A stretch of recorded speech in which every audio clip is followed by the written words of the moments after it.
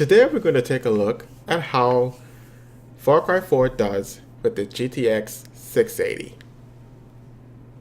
Alright, I sold it.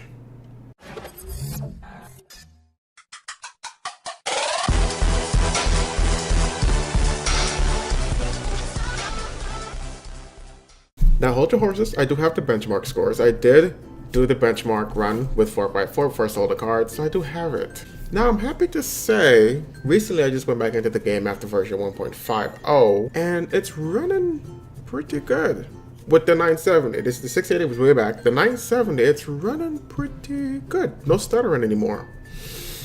I mean, I did have it right after they patched it, but now something changed, and now it's not stuttering for me anymore for some reason. I don't know what kind of voodoo magic. Maybe it was a slight update afterwards that slipped through Steam and I didn't realize. I'm not sure. I'm still in version 1.5. After that, I'm not sure what the hell's going on after those numbers. But yes, you guys are here for one thing, so I should give it to you right now. The benchmark scores for the GTX 680. Now, I have to tell you, this is in 1080p, not 720p. With 720p, you can expect higher scores. I modified the BIOS in my card to basically hold off on 1.2 gigahertz. So the regular 680 would clock down to 1176 when it goes over 70 Celsius in temperature.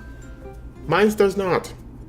I tell that sucker, you are going to hold 1.2 15 gigahertz, and so it did. I don't know how far up it would hold it, but it never went past 1.2 gigahertz, so never went under 1.2 gigahertz. That's a good thing. And it caught up to about 80C, 84, 5C around there, compared to 90, 95, 92, I think. It would get that hot. So I did manage. I undervolted the card while tinkered around with some other settings in the BIOS to make sure it stays there. It was stable. Didn't crash in any of the games, and you know, it's gone now. So it is what it is. So everything here is at 1.2 gigahertz. I mean, the highest the card would be able to go is 1.267. I didn't see why I should keep it at 1.15 volts. It just didn't seem too much of a benefit, so I kept it at 1.1 volts. So without further ado, let's get to it.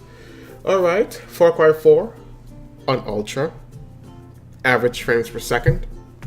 Now this is with everything turned on, because it's an NVIDIA card, okay?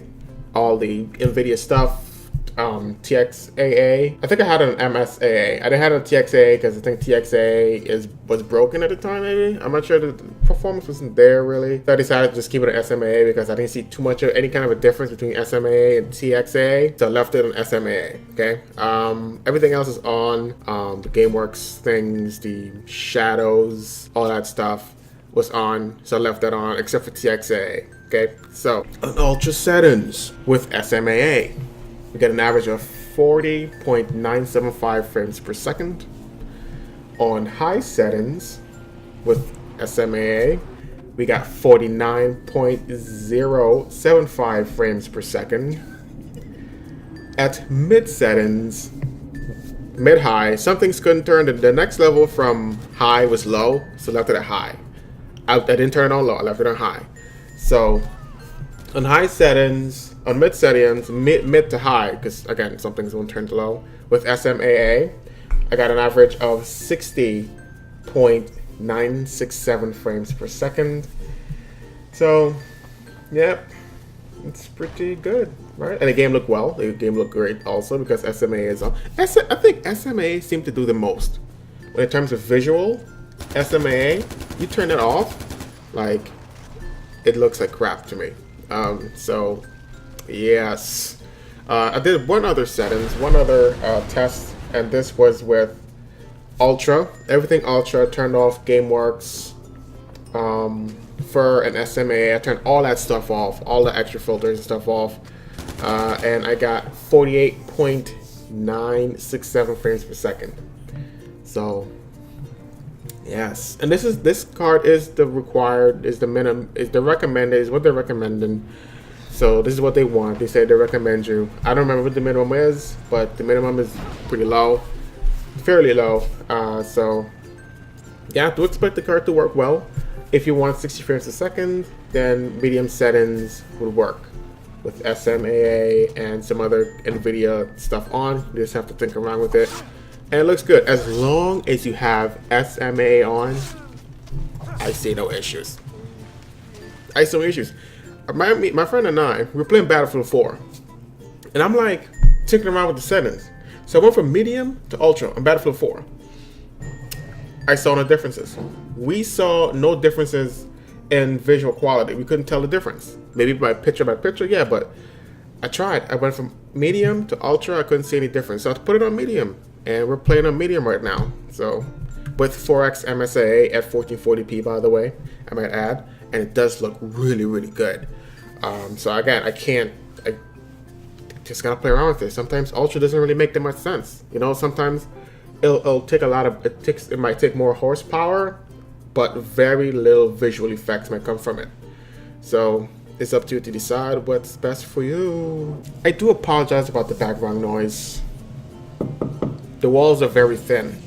Also, I have to mention that with the GTX 680, fortunately, it was done with version 1.40, and the stuttering was there. So I was thinking, should I even do this? Should I even make a benchmark with this game when it's acting like this, when it's stuttering all over the place? But it seems to be doing pretty decent, and you know, you gotta expect that with future updates, you'll have better performance.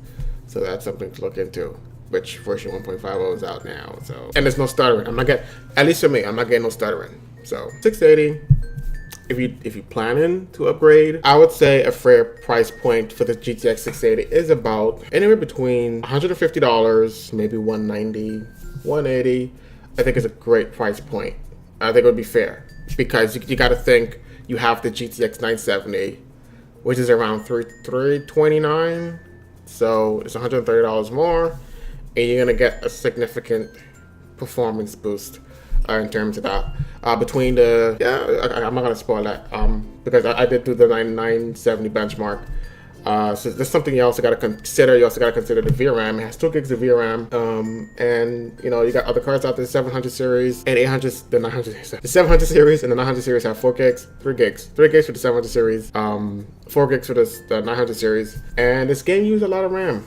You know, on average, it uses around 3,500 megabytes, which is about 3.5, 3.6, maybe 3.4 gigabytes of RAM on Ultra. I mean, it shouldn't be too big of a deal if you're using a 680. I think the engine is going to do what is, you know, whatever it can allocate to the RAM. Just put in the RAM and have everything swap out and in and out all the time. So it shouldn't be too big of a deal. I don't see it being too much of a frame drop, honestly. Then again, I haven't really tested anything like that. You know, like having a 2 gig card and a 4 gig card like the GTX 670 comes in 2 gigs model, a 4 gig model, and to see if the more RAM should probably give it more FPS. But that's not something I can say. I can't say. So I don't know. Even if it is, not too much more, maybe. Probably shouldn't be giving inputs about that because I haven't did any kind of test with that. I don't have 670s in 2 and 4 gig versions. That's like a Mitch. It's a mismatch and they won't SLI. So if you guys do have any questions, do leave it in the comments below and I'll do my best to answer them. Okay, I'll answer it within 12 hours. So go ahead and leave a comment below.